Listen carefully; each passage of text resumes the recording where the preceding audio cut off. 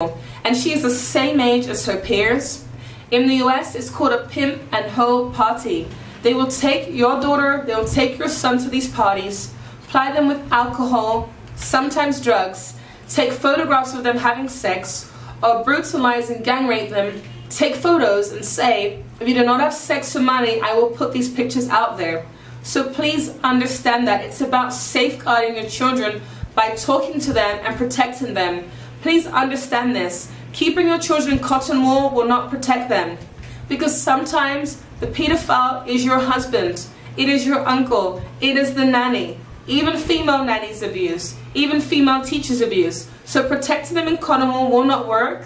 It's about having the dialogue, being open, asking questions, and make it easy. Because if you want to know if a child has been abused, don't say to them, so I heard that uncle touched you. What did he do? That doesn't work. Ask them questions. Say to them, did he touch your hand? Did he take a photograph? Did he take his clothes off? Get the child to yes and no. It's more comfortable. And I say that because when I talk to the children, I ask them yes or no questions. If the child has not been sexually abused, there is no case. For me to protect the child, I need to know something. The person raped me, then we'll take it to the authorities. But create trust, and this is important. When you talk to a child and they tell you a secret, create trust. And that means if that child is in immediate danger and will be raped again tomorrow by their father or brother or uncle, you need to tell the child, I have to report this to the police. I will do it at 3 p.m. today. When you communicate that, the trust is there. You haven't gone and told their secret, you've informed them. One of the children I've been talking to in Trinidad, I said to her, can I tell your parents, non-gender specific? And the child said no. I respected that. The child is not in immediate danger. If I know today is January 1st and the child gets raped at Christmas time when they go to granddad, I know I have until Christmas Eve to build that child's trust so they do not go to granddad on Christmas Day. Understand this. You want to build a relationship with a child so they can be open with you. I don't understand why I come to Trinidad for 2 weeks and children are telling me they're addicted to pornography, they're being sexually abused and raped. Why are they telling me? Why are they not telling you? Why are they not telling their parents? Why are they not telling the teacher? Big question, because I don't judge them. I look pretty young for my age, so that does help. And I dress pretty young, so it does help. But besides that, what is the reason they confide in me? Because I'm open, I'm non-judgmental. I will not agree with their behavior, but I will understand where they're coming from, and that is important.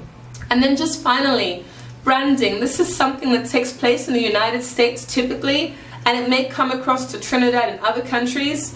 This is when a tattoo is on the neck, the face, the neck, the back, or a scripture. It may say daddy, it may say a name, and on the back of the neck, a barcode or a scripture. Not a biblical scripture, a scripture where this trafficker, this pimp says, this is my property. And I was in Movie Town in Trinidad and I saw a woman working in an establishment, I won't say where, and she had a tattoo of a name there. And I told my friends she could be a trafficking victim, and they said, I don't think so. Understand, I gave a story of a woman whose ex-husband is still exploiting her. Just because this woman works in an establishment, has a wedding ring just like I do and I'm not married, has a wedding ring, and is there working and seems happy and put together, it doesn't mean to say that she's not a victim of trafficking. So branding may not exist where you are right now, but if you start to see women or boys with names there, just, question marks should go off. In the United States, we have the National Trafficking Hotline number. If I was in the US, I would call them because they would know what to do. When I'm in foreign territory, I've got to go with foreign rules, so I didn't do anything. But the point is there is a possibility she could be a victim. So my obligation in sharing this information is to empower and to educate and empower. Please understand this. And I say that because it's not about shooting the messenger. I want you guys to safeguard me. The information I've given is for you. It's not for you to go and tell a pimp or a trafficker. The point is, I want to protect people from being sexually abused, from being exploited and trafficked. And that's why the information is out there.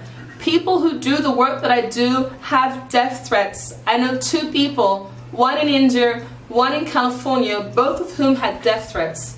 And the one in India was in her vehicle with a temporary driver and someone drove into her. and her temporary driver died and she survived. The point is, what I'm doing is destroying their industry.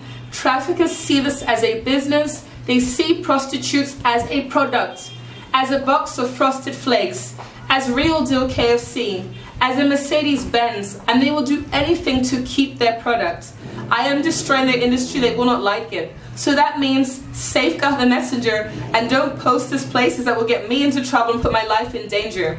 Everybody says Trinidad is dangerous. I wholly disagree. For me personally, when I'm in God's will, that's the safest place to be. But I'll tell you the truth. When I have stalkers and when I have people wanting to follow their interior, I realize it's not safe for me anymore.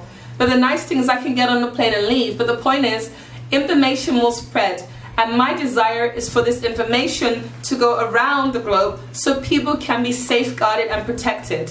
So I want to make myself available. I can't just tell stories and then disappear off. My mum's a teacher of primary school children, and she said how PC blogs, police constable blogs, comes into school and he tells the children about childhood abuse and domestic violence, and then he leaves.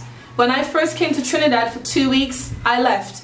And I realized that will not work. I have to make myself available.